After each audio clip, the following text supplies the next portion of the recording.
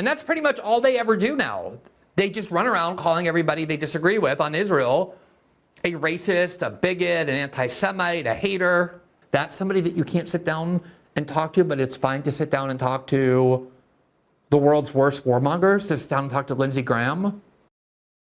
Glenn Greenwald just got into the backhanded tactics of the pro-Israel Zionists against people like Tucker Carlson and people that dare to criticize Israel. And in this clip, he talks about why, despite all of these desperate tactics, Tucker Carlson will win the GOP civil war, why it's not working anymore, and why we have a better future because of it. So let's get right into it. Please like the video and subscribe to the channel.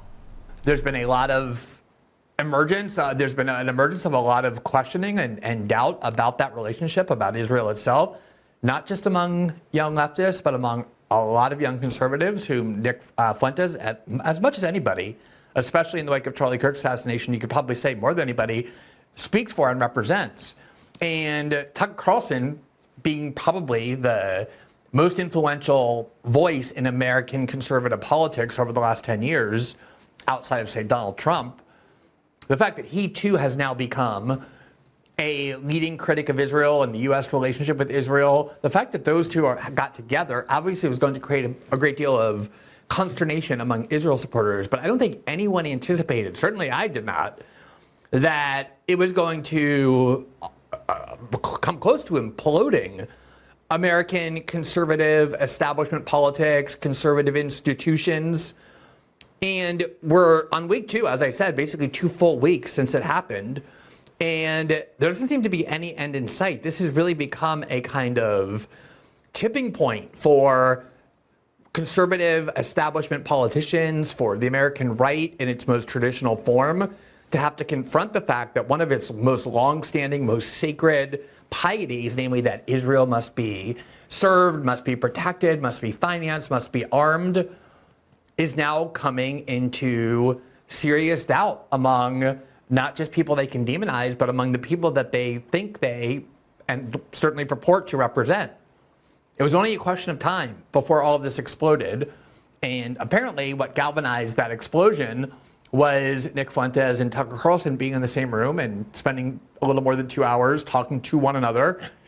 Yeah, it's Interviewgate, and I have to say I did see this coming. At least the first second I saw that he had actually interviewed him and posted that interview, I was like, oh, here we go, man. It's gonna happen. But Glenn has properly anticipated this phenomenon and where the direction of the country is going, especially on the conservative right, that is dealing with a schism over this issue. And I think rightly so. It's not just on the right. It's really generational. If you look at the demographics of the people that don't support Israel, as a generality, this isn't always true. I know there's exceptions watching this right now. It is younger people that are fading away from the Israel first mentality.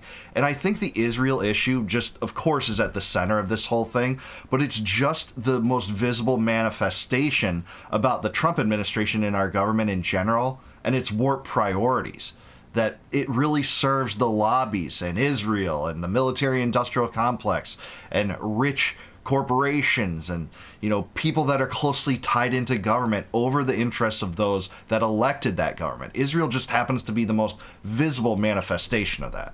About their differences, but also their common ground that evidently was so frightening and so scary that it is threatening to just blow the lid off of a lot of things that deserve for a long time to be seen, but have been very effectively hidden. And it seems like we are past the point of no return. Certainly, at least I hope that we are. Now, if you have any doubt about Nick Fuentes' arrival in terms of being an unquestionably influential person in our politics, you need look no further than today's New York Times. It's, I think, the 3rd time or the 4th time they've run an article either entirely or primarily about Nick Fuentes.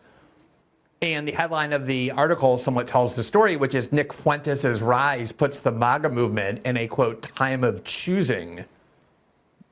Obviously, the New York Times is not on the side of Nick Fuentes. They're not on the side of Tucker Carlson.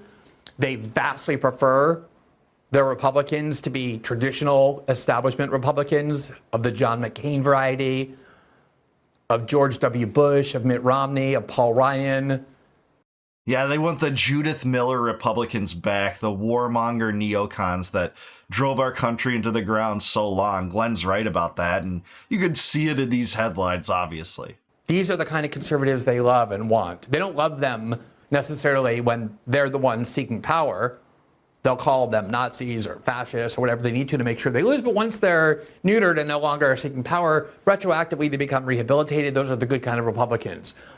And that was why so much turmoil erupted when Donald Trump arrived on the scene, because he explicitly said he was going to run against longstanding Republican dogma, both on foreign policy and domestic policy. He did. He made that a centerpiece of his campaign, even dragging neocons specifically in the last week of his campaign. If you remember, there was a lot of hullabaloo over him saying, well, if Liz Cheney were on the front lines of some of the wars she supported, I don't think she'd support those wars anymore. And then the headlines were, Trump calls for the death of Liz Cheney. It was absurd. It was great rhetoric, but that's all it was. Trump hasn't put those viewpoints into policy, especially in his second term, drawing us into a new war with Iran, flirting with a new regime change in Venezuela, continuing to double down on support for Ukraine, bankrolling the genocide in Gaza. Thankfully, there's a ceasefire now, but no abatement of that for 10 months, even though Netanyahu violated his first ceasefire when he walked into office. So that's where we're at now. And that's what alarmed not just Democrats, but also establishment Republicans who became Never Trump. That was the threat of Donald Trump. And the New York Times has ever since, along with most institutions of the United States, sought to rush into the arms of traditional traditional Republicans, conservative establishment conservatives. For all the dislike that they had for them with the arrival of Trump, they now look at those people almost with admiration, or at least with a lot of comfort. And you see this play over time, too, because who's the greatest hero to the liberal establishment in terms of Republicans? It's now George W. Bush. I remember in 2003, protesters out on the streets in major uproar, calling Dick Cheney and George Bush war criminals. They wanted to send them to The Hague. And now those people are being praised because the liberal establishment's been so co-opted and managed by this warmonger neocon class, the military-industrial complex. This is why it's the uniparty. You can't rely on the liberal establishment to oppose wars. What are you kidding? They're warmongers too. That's why they are birds of a feather with these Zionist warmongers that hate Tucker Carlson for daring to interview a guy when they have no problem with people interviewing Benjamin Netanyahu, a genocidal maniac. And so obviously they're against people like Nick Fuentes and Tucker Carlson or Donald Trump, anyone who even thinks about stepping outside of those more comfortable traditional bipartisan precincts. What's going on here is so fascinating. We're about to show you a Ben Shapiro clip in just a little bit. Ben Shapiro, just earlier tonight, went on CNN. Let me say that again. Ben Shapiro went on CNN on Jake Tapper's show in order to denounce not Nick Fuentes, but Tucker Carlson as basically a racist and a bigot. Just think about that. He went on Jake Tapper, the arch nemesis of Trump and the ascension of Trump, the MAGA coalition. Well, now you have Ben Shapiro siding with Jake Tapper just to try to take his intra-party rival down all over Israel. That's all over this. What this is. It's clearly at the height of his prerogatives and his prioritizations of issues. It's Israel first. It's the Israel first doctrine. Tucker hasn't even changed his views on other things other than Israel. He's talking to CNN with this joint coalition with Jake Tapper. Isn't that amazing? Conservative politics for the last decade was about this main grievance. Oh, liberals, and the minute you disagree with them, instead of engaging your ideas, they call you a racist and a bigot. They go on CNN and they accuse you of having bad character. They want to destroy your reputation. They want to shut down debate. And they weaponize racism and bigotry accusations against their political opponents, and this is what makes them evil. And yet now you have all these pro-Israel fanatics in the Republican Party, Ben Shapiro and Ted Cruz, and all the rest of them, Mark Levin. And that's pretty much all they ever do now. They just run around calling everybody they disagree with on Israel a racist, a bigot, an anti-Semite, a hater. And not just Nick Fuentes, but Tucker Carlson and anybody else who questions the U.S.-Israel relationship. Absolutely right. The irony is striking. It says a lot both about CNN and Ben Shapiro that this is the type of Republican that CNN prefers, the type of Republican that Americans have had enough with. And this is the type of strategy Ben Shapiro wants to use, be indistinguishable from liberal wokesters he used to attack for trying to get away from debates, shutting down debates, deplatforming, canceling, complaining, clutching pearls. But he's the pearl clutcher. He's the woke. That's the truth. This is just a neocon flavor of woke, a Zionist flavor of woke. I just want to show you what a warped world we're now living in. Ben Shapiro goes on to the show, the CNN show, of his friend Jake Tapper, who's also a lifelong and vocal supporter of Israel. And Ben Shapiro went on there to call Tucker Carlson a bigot. Which is, it's like going back into a time machine in 2020 when liberals would go on CNN every day and call everybody who they disagreed with politically a bigot. I thought that's what we were supposed to be liberating ourselves from. That was like the peak of wokeism.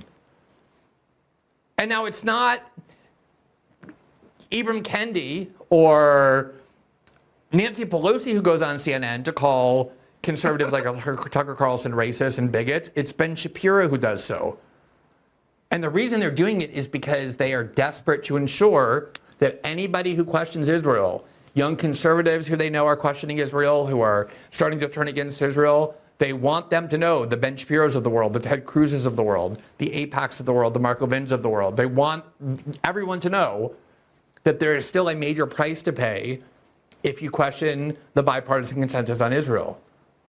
Yeah, those are the acceptable voices on the right, the Ben Shapiros and Mark Levins, and man, he is so accurate here. The hypocrisy is just too glaring, and I'm just laughing because of how absurd this is, given his history in particular. Ben Shapiro rising because he said, facts don't care about your feelings. Stop being a snowflake. Have a debate with me. That's how he got his political rise, and he's the guy who tried to cancel Tucker Carlson.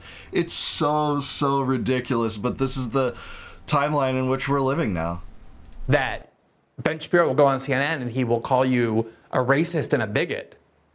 And if they can succeed in forcing conservative institutions to declare Tucker Carlson beyond the limits of acceptability, obviously they could do that to anybody. And that's why it's become so important. So now you have this spectacle of conservatives like Ben Shapiro who complained about racism and bigotry accusations being weaponized forever, now being the ones perpetrating it in defense of the foreign country they most love and revere. Look. That is so true.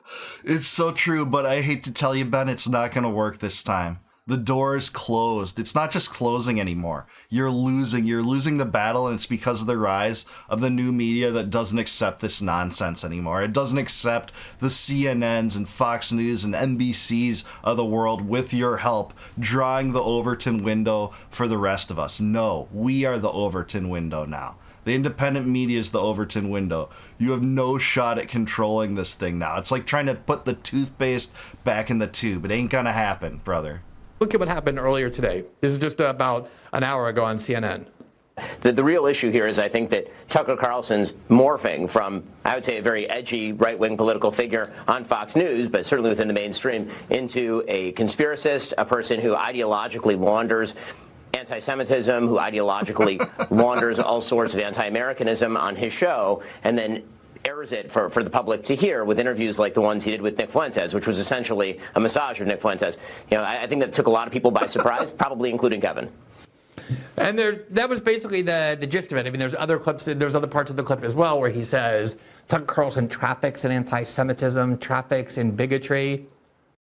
Just think of this. This is a conservative saying this. It's literally indistinguishable from a liberal wokester saying this. If you question whether men could get pregnant or not, saying that they can't, or that there's not 52 genders. That's exactly what you would hear, just a slightly different usage of that vitriol toward that person.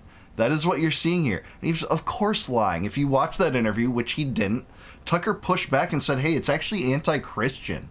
It's like a fundamental thing about Christianity, a foundational viewpoint, that we don't believe in collective guilt or collective judgment to say the problem at the root of this is Judaism, because it's not. We don't inherit the virtue or sins of our fathers, and you can't blame people for that happen to share the same ethnic group of people that, pervert our sensibilities and are guilty of murders and atrocities. We can't. Also, he said, well, actually, there's a lot of really good Jewish critics of Israel, too, like Jeffrey Sachs, using that to push back at this view that this is innately Judaism at fault. Ben didn't watch it. It's so clear. All because he sat down with Nick Fuentes. Now, I just want to make a couple points, and then I want to show you Tucker Carlson's own words where he appeared with Megyn Kelly as part of that nationwide event that I did. I did the second stop in San Antonio with Megyn. Tucker just did the last one. I think it was last night. I'm not sure exactly where it is. But she asked me about the Nick Fuentes interview. So I want to make sure that you hear Tucker in his own words, because he said some things that I think are really worth hearing. But I just want to make a couple points about this idea that Tucker Carlson sat down with Nick Fuentes and that somehow makes him somebody beyond the bounds of decency. Go and look at who is on CNN on virtually a nightly basis, who they treat not adversarially, but as like honored statesmen. People like John Bolton, who have enormous amounts of blood on his hands for lying the United States into all sorts of wars and trying to cajole and manipulate the United States into countless more that he hasn't been able to get the United States to fight in yet. Also guilty of perjury, and he boasted about organizing coup d'etats, like just plainly in an interview with a major mainstream media interview. I think it was actually CNN saying, hey, as someone that's been involved in planning coup d'etat, I mean, not here, but elsewhere, blah, blah, blah, blah. That's what John Bolton did. He's not beyond the pale, responsible for hundreds of thousands of deaths too, in influencing U.S. foreign policy, close to the levers of power. Nah, he's fine. Let's talk to him.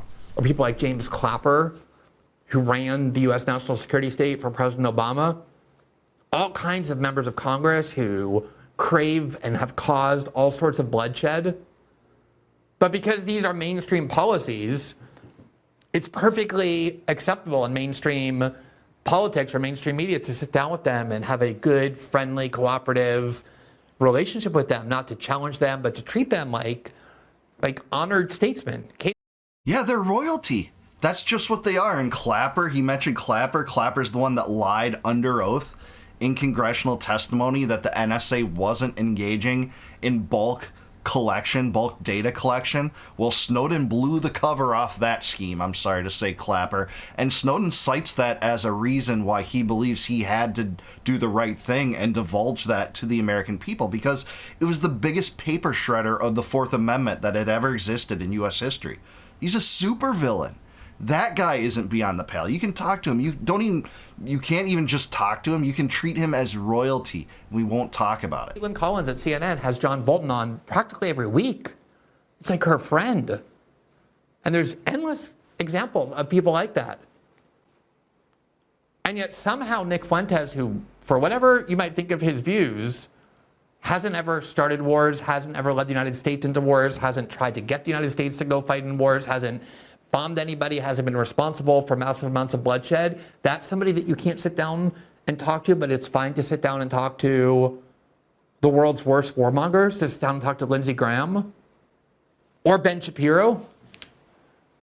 Or sit down and talk to Benjamin Netanyahu, responsible for at least 100,000 deaths in Gaza in a genocide. Yeah, I don't care if you don't think it is. Even Jewish Israeli historians and genocide scholars like Raz Segal and Amos Goldberg and Omar Bartov do, by the way. You're arguing with them too then?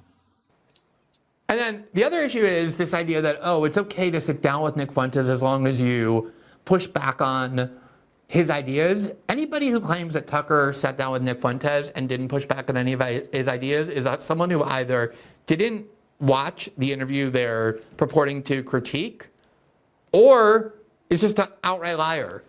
Because a good chunk of that discussion, arguably the majority of it, was devoted to Tucker explaining to Nick Fuentes why there are views and opinions that Nick expresses and defends that Tucker disagrees with vehemently and fundamentally. And then Nick explaining to Tucker why he thinks the critique is invalid. Yeah, that's exactly what half the interview was. No one paid attention to that. And maybe I was too charitable earlier by saying Ben Shapiro didn't watch that. I think he probably did watch it and is just choosing to lie about it instead. Because that is what happened in two major ways. I saw two big focal points of the pushback. I talked about that a little bit earlier. But that's exactly what happened here. They're going to talk about that. The fact that Nick responded to some of those things with hearing Tucker out and saying, oh, yeah, I guess, that's right. And saying stuff like, yeah, no, I would never say this is all Jews that are the problem. Stuff like that shows more moderation than they want to make it sound, that this guy's the most dangerous, person imaginable to talk to. And then Tucker is, by proxy, the most dangerous anti-Semite in America, according to Randy Fine. No, they won't point that out, obviously. It's true Tucker didn't pound the table with his fist and have his face turn red and spit and scream, "You're a Nazi, you're a racist." That's what they wanted. He didn't do that. And I think what has happened is that in pro-Israel conservative circles, that's pretty much all they do now. They scream Nazi, racist, bigot. And so if you talk to anyone like Nick Fuentes, you're not screaming racist and Nazi and bigot at them all the time, it's going to seem to that crowd that relies on those tactics that you actually haven't pushed back on them. But the entire discussion was composed of two people who have a lot of things in common, but as I said, a lot of differences, exploring each of those. That's exactly what they did. And Glenn's exactly right. That is the expected reaction that Zionists have for anyone interviewing anyone even remotely critical of Israel. Not just Nick Fuentes, but anyone. They've called Norman Finkelstein a self-hating Jew. They've called Dave Smith that and Jeffrey Sachs that. And Max Blumenthal and Aaron Mate, so it doesn't even matter anymore if you're Jewish or not. They have a way of calling you an anti-Semite regardless. They just, switch their rhetoric a little bit to situate that, or to, respond to that given situation. And that's what we're seeing here. The gig is up. Tucker Carlson's going to win this civil war within the GOP right now. And it's not even just because of Tucker. It's partially because of him. He's so much more persuasive than the Mark Levins and Ben Shapiro's of the world. And that is borne out in metrics and views and social media completely. This Zionist mentality is fading away from the American spirit, the American sensibilities. Not in our political climate yet. AIPAC and the Israel lobby still has a huge control over our government, so obviously so. They boast about it, having 361 legislators in Congress on board with voting for the Israel First agenda in every situation. Essentially, they talk about that on their website. Clearly, they have this presidency to the extent that Trump even boasts about how much he gives Israel in the Knesset, talking about even how his top Zionist donor, Miriam Adelson, may have loyalties more closely aligned to Israel than the United States. That's how much this stranglehold is on our politics, but not in our culture, man. It's going away, and I'm here for every moment of it. Tucker's part of that. Candace Owens is part of that on the right. They're great distant leftists that are part of it, like Max Blumenthal. We're going to unite on this single issue coalition, and you're not going to stop us now, man. The Zionists and neocons that have driven our country into the ground over these foreign policy nightmares and blood-crazed crusades are not going to win the day. They're not. So if you're all cynical and skeptical of anything these days, I don't blame you to an extent, but this is a way in which the culture is moving in a better direction. Glenn is totally correct. All this vitriol of likening Tucker Carlson to Hitler and calling him a dangerous anti-Semite and leading a Hitler youth movement, as Randy Fine did. It's the same exact vitriol that they complained that the liberal establishment made toward Trump and said, hey, this is the reason why they tried to assassinate Trump, why crooks tried to assassinate Trump. It's the left, and it was this vitriol that caused it. Well, guess what? I can't just think it's coincidental. They're using the same tactics against Tucker Carlson now. I dare say it might be intentional. This is an implicit hit out on Tucker Carlson that they have.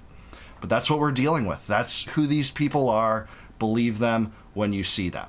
So what do you guys think? Let me know in the comments below, am I right about this? Is Tucker going to win the GOP civil war? Is there more at play here? What does this mean for where the culture is going? Let me know in the comments down below. Like the video, subscribe to the channel, subscribe to Glenn. Awesome segment. Love this segment, Glenn. Great job. If you like this video, please become a YouTube member if you wish to by clicking the join button below. If you can do that, you get access to all my videos before they go live to the general public on YouTube, and I'll graciously appreciate that. Also, if you want a free copy of my first book, Compact of the Republic, click the link in the description below. It'll shoot you off to a site, plug in your email, I'll send that right to you in PDF form. No questions asked, no obligation, no cost. And until I see you guys next time, no more war, no more debt, no more inflation, and no more empire. Peace out, guys. Catch you in the next one.